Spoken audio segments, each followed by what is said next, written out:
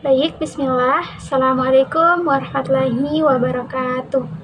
Perkenalkan, nama saya Wisna Rahmayanti dari kelas C, Program Studi Pendidikan Guru Madrasah Ibtidaiyah semester 5. Di sini, pada kesempatan kali ini, saya akan mencoba menjelaskan tentang perkembangan kurikulum yang ada di Indonesia.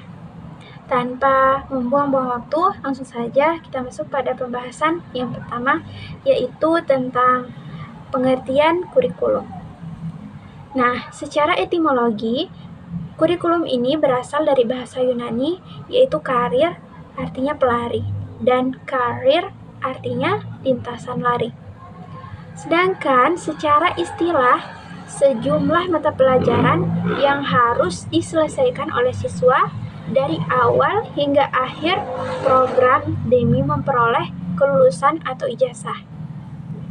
Sedangkan Undang-Undang Nomor 20 Tahun 2003 menjelaskan kurikulum adalah seperangkat rencana dan pengaturan mengenai tujuan, isi, dan bahan pembelajaran, serta cara yang digunakan sebagai pedoman penyelenggara kegiatan pembelajaran guna mencapai tujuan pembelajaran itu sendiri.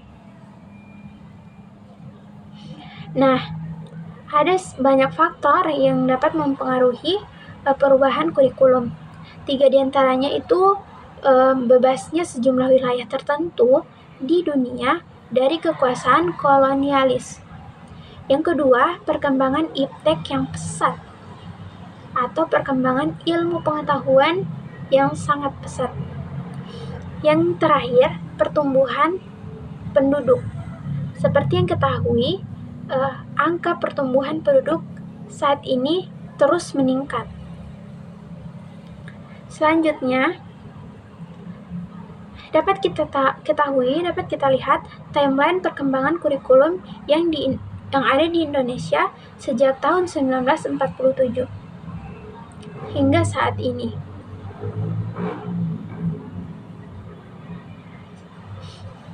Pasti terlintas di benak kita pertanyaan, mengapa kurikulum kerap sekali berubah?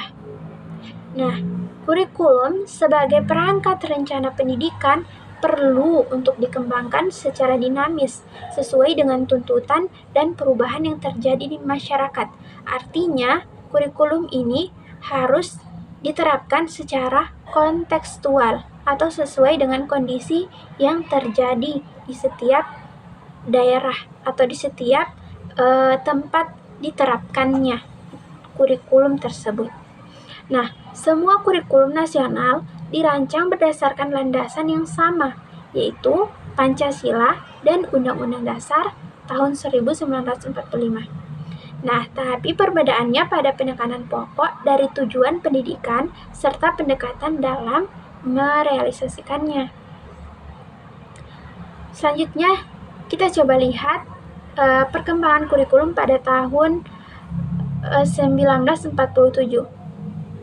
Perubahan orientasinya pendidikan Belanda ke kepemimpinan atau kepentingan nasional. Nah, kurikulum ini mulai diterapkan itu tahun 1950. Sedangkan isi kurikulumnya adalah daftar mata pelajaran dan jam pelajaran serta garis-garis besar pengajaran. Kurikulum ini mengurangi pendidikan pikiran dan mengutamakan pendidikan watak atau sikap. Kurikulum juga ini memiliki silabus mata pelajaran yang sudah jelas, seorang guru yang mengajar satu mata pelajaran saja. Sedangkan rencana pelajaran harus memperhatikan isi pelajaran yang dihubungkan dengan kehidupan sehari-hari. Artinya, pembelajarannya secara kontekstual. Selanjutnya, kurikulum tahun 1964.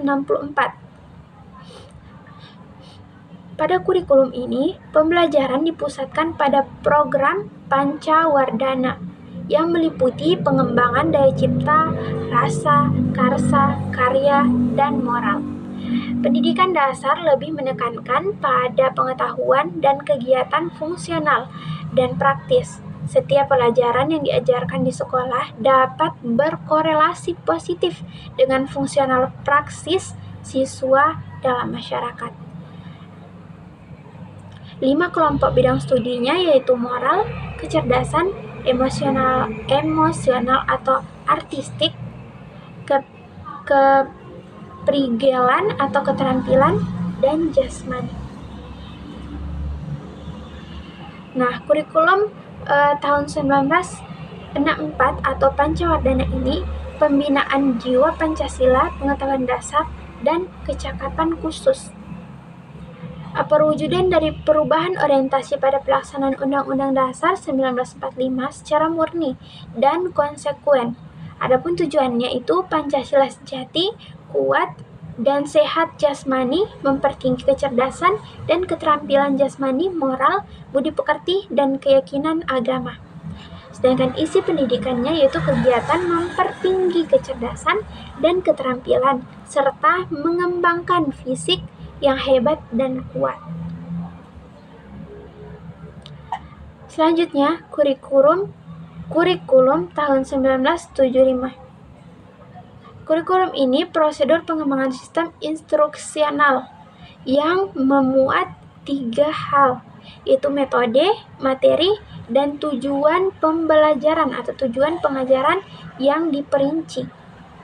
Nah, satuan pembelajarannya yaitu petunjuk umum, tujuan instruksional khusus atau TIK. Yang ketiga, materi pembelajaran. Yang keempat, alat pelajaran. Yang kelima, kegiatan belajar mengajar. Yang keenam, evaluasi. Selanjutnya, kurikulum tahun 1984. Kurikulum ini mengusung progress skill approach.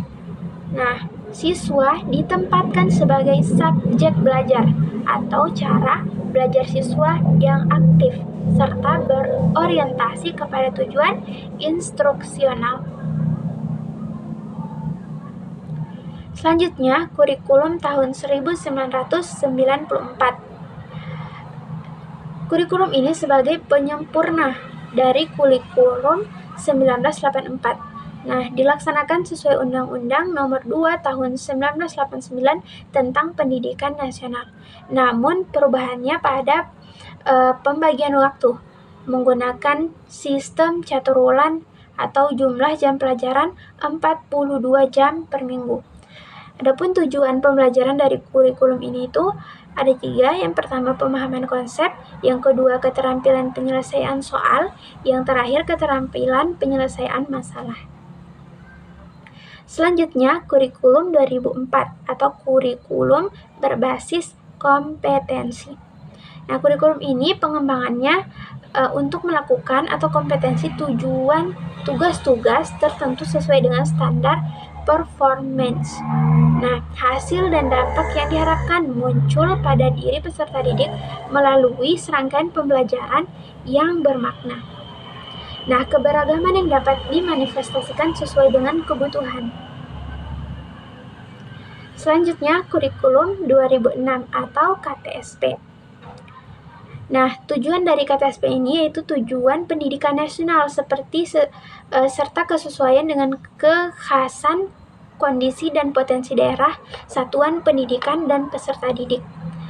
Dalam kurikulum ini, guru lebih diberikan kebebasan untuk merencanakan pembelajaran sesuai dengan lingkungan dan kondisi siswa secara sosial. Pada kurikulum ini juga, Departemen Pendidikan Nasional